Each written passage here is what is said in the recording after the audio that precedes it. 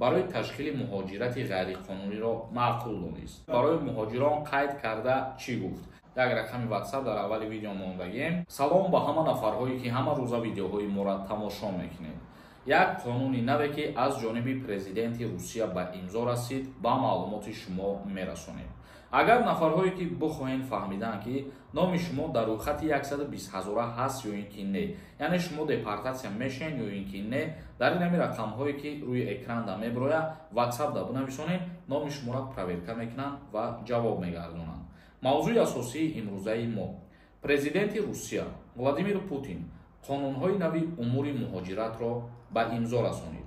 қонунҳои имзонамудаи раиси ҷумҳури Русия Владимир Путин ба пурзур намудани қоидаҳои ҳузури шаҳрвандони хориҷӣ дар қаламрави кишвар равона шуданд.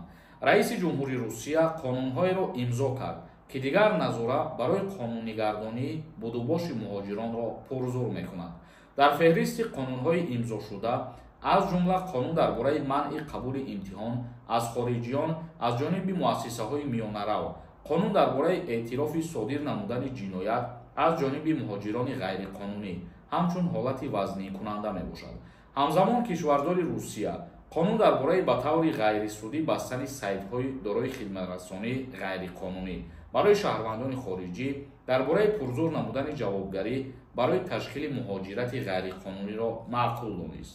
раиси ҷумҳури Русия ахиран зарурати таъмини тартибот дар бахши муҳоҷиратро таъкид карда, дар зимн афзуд ки коргарони хориҷӣ бояд ба шароити арзанда зиндагӣ таъмин гардад. президенти Русия аз ҷумла шарти қабули хуби муҳоҷирон аз ҷониби шаҳрвандон дар Русияро тавзеҳ дод.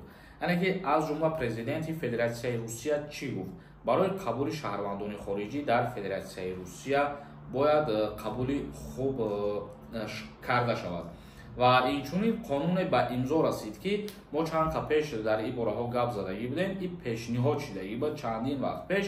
миёнаравҳое ки сертификат тайёр мекарданд барои имтиҳон супоридан ё ягон ҳуҷҷатҳои дигар ки барои муҳоҷирон зарурӣ мебошад, инчунин қонун ба имзо расид ки ҳар нафаре ки ба ин кирдорҳо даст мезанад нисбати он шаҳрванд парвандаи ҷиноӣ оғоз карда мешавад. ва инчунин президенти Русия қонунеро имзо намуд барои назорати будубоши муҳоҷирон. мисол дар Федератсияи Русия муҳоҷирон ғайриқонунӣ зиндагӣ мекунанд ё кору фаъолият мекунанд, барои ҳамин гуна нафарҳо пурзур назорат, яъне ки аз ҷониби мақомоти милитсияшон бигем, хато намекунем ки. ва инчунин президенти Федератсияи Русия барои муҳоҷирон қайд карда чӣ гуфт? агар муҳоҷирон бо забони русӣ ҳарф зананд ва қонунҳои Русияро нағз донанд, нисбаташон муносибати хуб пешниҳод мешавад, изҳор дошт президенти Федератсияи Русия. яъне ки якчанд қонунҳо ва тағйиротҳои нав бигем ворид шуд ба имзо расид ва инчунин президенти Федератсияи Русия барои кору фаъолият кардан, барои дар сатҳи хуб, дар шароити хуб зиндагӣ кардани муҳоҷирон суханронӣ карда ин суханҳоро гуфт. акнун комментарияҳои шуморо мехонем, бо диққат гӯш кунем, ба саволҳотон ҷавоб гирем. агар ягон нафари шумо бихоҳем ки ба границаи Қазоқистон сафар кунед барои айнав кардани ҳуҷҷатҳои худтон, рақамҳое ки рӯи экранда мебирояд, занг зада хатишон суҳбат кунед, нархи арзон хати границаи Қазоқистон мебаранд. Эргашова нависонда: фақат як гапа, ягон навигарӣ нест. навигариро мумкин шумо нағз намефаҳмед, мафҳуми суханҳоро мумкин нағз намефаҳмед, барои ҳамин дар назартон навигарӣ наметавонад. як нафари дигар нависонда: салом акаи Сормон, ба Россия хизмат кунӣ, дигар дар Тоҷикистон намераи хизмат. Пешакӣ раҳмат. агар двойное гражданство бошед, мисол шумо вақте ки дар Россия хизмат кардем, дар Тоҷикистон намерем, а вақте ки дар Тоҷикистон хизмат карда бошем, дар Россия аз хизмат озод мебошем. Худоев нависонда: ассалому алайкум, баъд аз салом бе ҳуҷҷате метавонем граница гузаштаву ҳуҷҷат карда, боқӣ дар паноҳи худо. беҳуҷҷат будан вақте ки шумо граница перескат мекунед, мисол таможни контрол вақте ки шуморо пурсон нашава, агар ҳуҷҷатҳое ки зарур мебошад барои муҳоҷирон ҳамин чизо пешниҳод карда нашавад, мисол пурсон нашавад, бале метавонед ки бигӯед обратно ворид шед. агар ки пурсон шаванд шумо пешниҳод накунед, мутаассифона шуморо метавонанд запрет на въезд бикунанд. Солибоев нависонда: ассалому алайкум брат, 120,000 дар варақ фуромада тока даставид мекунад. Пешакӣ раҳмат, дествид мекунад. яъне ки амал кардани ҳамин чиз муҳлат додагишон то рӯзи 5 феврал мебошад. баъди 5 феврал аллакай дар рӯйхат нафарҳое ки биромадагиянд ва будубоши худшона ҳуҷҷатҳои худшона қонунӣ кардагӣ нестанд, запрет карданашон сар мешавад аллакай. як нафари дигар нависондай: ассалому алайкум ака, ман патент дорам, бирам границаи Қазоқистон гоз чекунам, бо мешава баъди патент.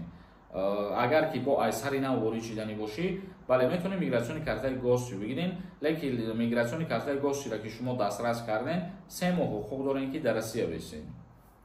як нафари дигар нависондае ки ассалому алайкум ака, якни моҳ мешавад, ҳуҷҷатҳоам барои ВНЖ дар шаҳри Казан супоридам.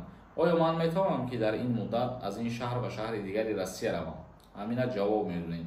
агар ки ҳоли получат кардагӣ набошанд, мисол ба шумо муҳлат додагӣ набошанд, қабул кардагӣ набошанд, умуман бале метавонем. агар ки қабул кардагӣ бошанд, дар қайд гузошта бошанд ки шумо ҳамин ҳуҷҷатро дастрас мекунед, гӯя дар ҳамуҷа зиндагонӣ мисол қарор бигиред. исомиддин нависондай: ассалому алайкум акаи Сормон, чӣ хел фаҳмем дар чорни списка ҳастем ё не? мо дар ҳама видеомо қариб мегем ҳамин чиза ки касе ки наметавонад, як рақами WhatsApp дар аввали видео мондагем, метавонед дар онҷа муроҷиат кунед ва ҳамашам мебинам, мегам барои шумо. як нафари дигар нависондае ки рӯйхати 120,000 чорни спиская аз куҷо ёбем рад? чорни спискара аз сайти шуғли аҳолӣ метавонед онҷа даромада сайти меҳнат тиҷида дастрас бикунед. бародари азиз, як нафари дигар нависондае ки ассалому алайкум, чӣ хел возвращение на родину бигирем? куҷо бояд бирем? чанд вақта тайёр мешавад? барои возвращение на родину гирифтан шумо сафоратхона меред, муроҷиат мекунед ва ин ҳуҷҷатро барои шумо тайёр карда метиҳам. асон нависондай: салом акаи Сормон, дар бораи авфи муҳоҷирот чӣ шид? ягон информатсия аниқ нест? не, ҳозираш ягон информатсия аниқ нест дар ин бора. танҳо гуфта шудагӣ буд ки мумкин дар соли 2025 бишавад. халос, ҳамин қадар маълумотай бародар. тамошобинони азиз ва гироми қадр, навори имрӯзаро ҷамъбаст мекунем. саволотро метавонед дар комментария бинависонед. то барномаҳои дигар, худованд ҳамаи мо шуморо нигаҳбон бошад.